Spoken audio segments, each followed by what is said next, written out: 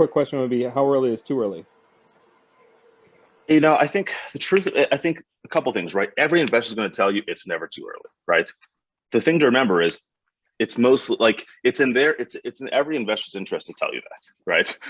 But the reality is it's also like it can also just be a waste of time, right? There's a fine balance between like meeting investors and then building the business. And at the end of the day, you should be building the business most of the time and building the product and building the team. Meeting investors is a means of doing that. And people get addicted to the other side sometimes. And that you see this like raising amazing amounts of money, but nothing else, right? And so like you have to find the right balance. I think the main thing is, there's never really too early. You just got to figure out who the right people are, right? You have to qualify them. And I think it's a ruthless, it's just like any kind of sale you're doing, right? Like you really got to make sure, I always say for the first like 10 customers in your product as you're building the business is you should qualify out more than qualify in. And like you should really be focused on finding the people that are going to write you the check or write you the like buy your product, knowing that there's a bunch of deficiencies, knowing that the product's not there, and knowing that you're behind the scenes. It's kind of like the Wizard of the Oz type thing. Like you're like behind the scenes, like operating the product, and you got to like find those types of people, right? And it's the same thing for these investors.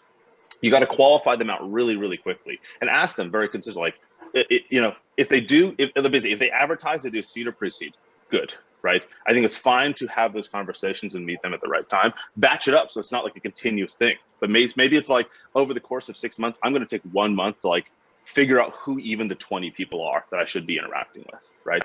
And then when you have those meetings, qualify them as like, tell me what's the last pre-seed check you wrote? Like how much did you write? Why did you lean in? Why didn't you? What things you do? Tell me about the portfolio balance. Are you and get a real sense of how they think about the world, because everyone's going to tell you they do pre-seed, and the reality is most people are pre-seed curious, but they're not really pre-seed investors, right? And so like that's going to be a waste of time for you.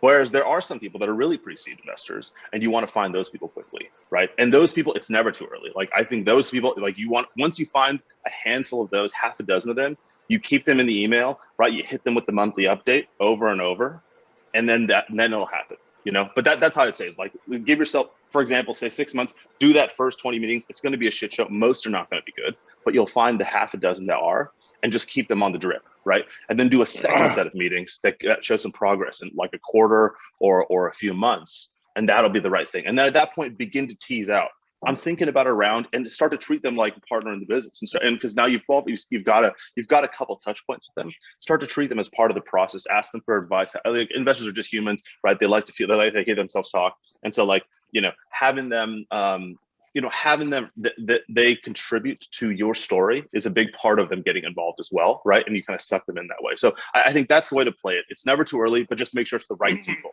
that you're talking to, and not just anybody.